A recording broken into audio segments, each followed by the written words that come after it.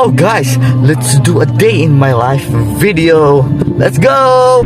Dahil Sabado naman ngayon ay naisipan ko na i-break in ang sasakyan. Black na damit ang isusuot ko ngayon para eterno lamang sa sasakyan ko na kulay black din. Raho nga pala yung pinangalan ko sa kanya. Magandang panahon ngayon at mainam gumala. Di masyadong mapuputikan ang sasakyan.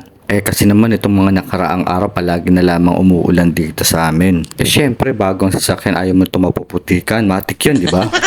At ito na nga, nagdala na rin ako ng damit para sigurado, para may pamalit.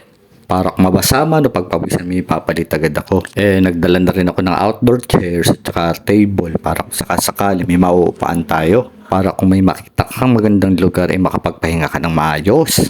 Naisipan ko na sa bandang Batangas si breaking na sasakyan kasi bukod sa may mga magagandang tanawin ay meron pa silang mga dagat. Marami na ring lugar ang napuntahan ko dito sa Batangas pero parang ang peg ko ngayon pumunta lang sa isang mataas na lugar at merong isang magandang tanawin. Tapos isa-set mo lamang yung pang outdoor mo na upuan at saka yung table. Tapos ayun na, chill lang kumbaga.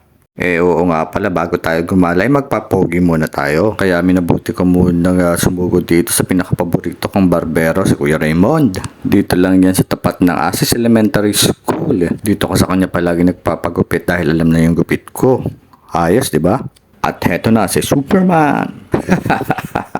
Medyo humahaba na kasi ang buhok ko kaya pinatrim ko lang naman. Ayan, bawas-bawas lang.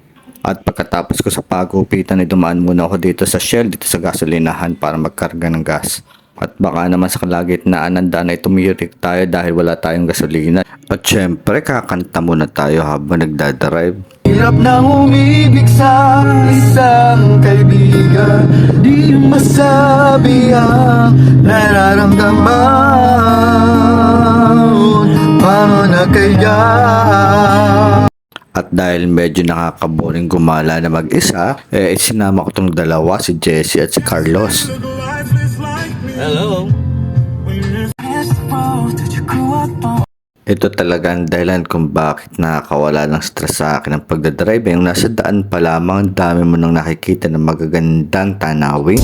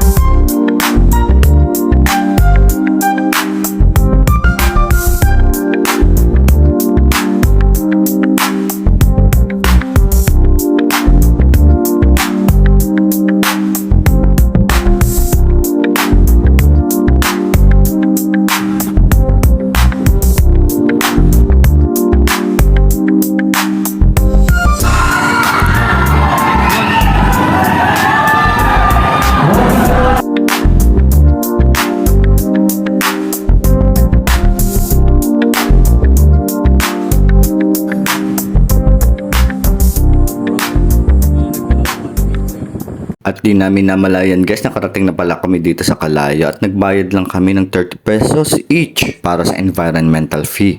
At heto nga, pagkahanap namin ng parking ay binitbit na namin ang aming mga gamit papunta doon sa dagat. Excited na ang mga genggeng na mapagtampis sa tubig. Syempre sino bang hindi, wala nito sa Mendez.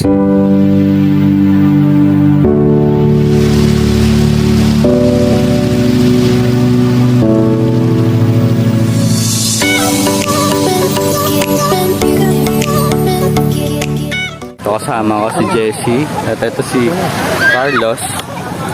Yun nahihiyain. Set up lang kami. Pero syempre dahil ako ang cameraman, sila muna mag-setup ngayon. 3 outdoor chairs at saka isang table ang bitbit namin. At meron lang kaming 2 chichirya na snappy na binili ko kanina sa Dali. Yun lang sapat na sa pag-abang sa sunset.